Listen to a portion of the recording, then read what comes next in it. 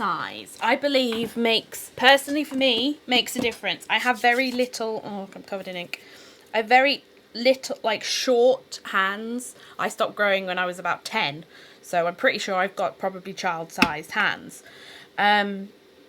So, again, something to consider. When you're writing, you want to hold, that's a good thing, I want to do this with a normal pen. You to be able to control your writing, you want the pen to continue into this section of the hand, and then you have to consider, again with the weight, where does the weight need to be in the pen to write comfortably? For me personally, I need the weight to be at the nib end of the pen so that I could comfortably write, so it's not putting strain. Oh, it's flown away. So it's not putting strain on my hand and causing pain. So that's why personally I have a whole bunch of small pens, because I have small hands. So the Moonman Wonkai is teeny tiny. It's ridiculously small. Let's measure this. It is just over 8.5 centimeters. And a typical fountain pen is just short of 14 centimeters. So it's not quite, but almost half a pen. But I like small pens because I have small hands. So this is why the Kaweco Sports for me was some of the first pens I got, because they are little and they fit perfectly. Like, it's the perfect size for my hand. They're really comfortable. I've got control and movement that I need, and they're incredibly light, so they just move across the page beautifully. And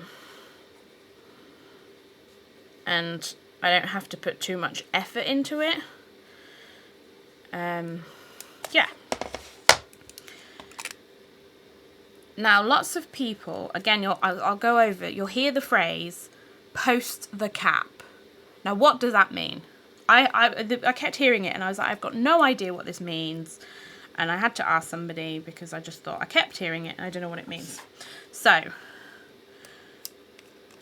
this is the barrel of your pen. This is your nib and your feed, where the ink comes up to pull through to the nib. And this is a cap.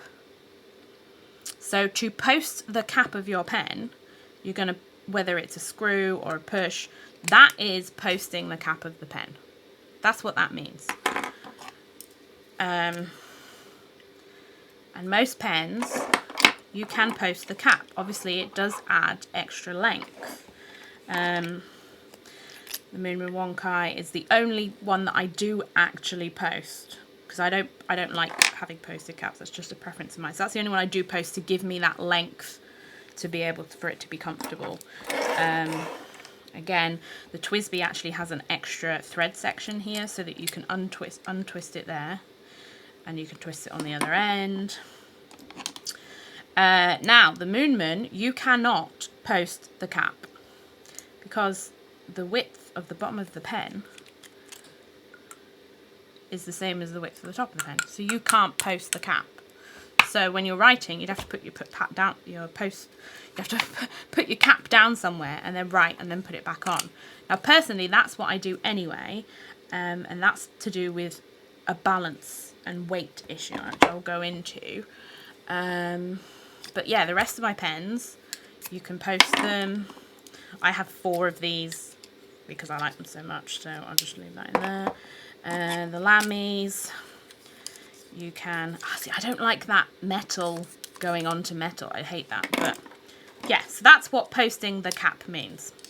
And so that's when you are looking for a pen, you have to be conscious if it says do not post the cap. If you're somebody who wants to write with the cap on the end and it says do not post the cap, or cannot post the cap, that might hinder your experience. Now, the reason I don't post the cap goes down to, again, having small hands and the weight and balance. Not so much, I suppose, with the teeny tiny ones that weigh nothing, because the cap doesn't weigh a great deal more than the barrel, so that's not a biggie. So when I'm writing, I can still write. The clip annoys me, so it depends on, I guess you could put it that way. You can write, that's fine, that's not an issue. The Moonman Wonkai, you have to post it because it's so little, it's so teeny tiny. So that's the only one of my pens that I do actually post the cap, because that makes it an easier writing experience. But, for example, heavier pens, the brass and plastic, and even my solid metal ones, and even my fully plastic one actually, if I take this off, that weighs quite a bit by itself. I think the barrel still weighs a little bit more. I think that's got a little bit more brass in it. But it's already comfortable enough. It's the right size for me. It's comfortable to write with. I feel like the most of the weight is in my controlled section here. So that's what makes it nice to write. Now, again, I don't like this whole metal on metal, but if you post the cap, suddenly it's really heavy at the back, and then my hand is having to fight to write. I can actually feel the strain of having to pull that weight back up. So that is predominantly why I don't post pens, and maybe it's because I've got short hands and short fingers. But again, with this one, the cap weighs quite a bit more than the actual pen. So again, that to me is really comfortable. There's no strain, it's natural. But if I stick that on the end, oh my god, it's ridiculous. Can't even hold it, and I'm getting ink everywhere. So when you're thinking about the balance of a pen, you want it to be predominantly down the nib section. I don't even know if I'm going to be able to show you this. You can't even balance. The balance of the pen is there. Oh, it's done a runner. Bear with. So that is way too heavy to have posted. It's going to be an absolute fight. Oh, got a little bit of fluff on there. Get that off. It's going to be, oh, it's just uncomfortable. It is not pleasant at all. It's just all the weight is back here. No.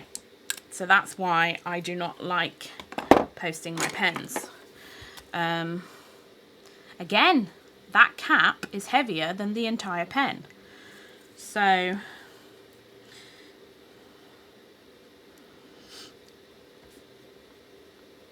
I've got no idea if you can see what I'm writing. You can kind of see that I am writing. But if I post it, again, when you're looking at where the balance point is, you want the weight to be down this end so that it's comfortable to write, but balance of the pen is almost at the end of the pen. So if I take that cap off, it's at the end of the pen, so all the weight is on the other end. That's just not practical. Yeah, not nice to write with. Okay, so the mini TWSBI actually has threads to be able to put the cap on. The normal size TWSBI Echo does not. I don't know. It does go on. Okay, so that one's not as bad, but again, trying to do this without breaking everything.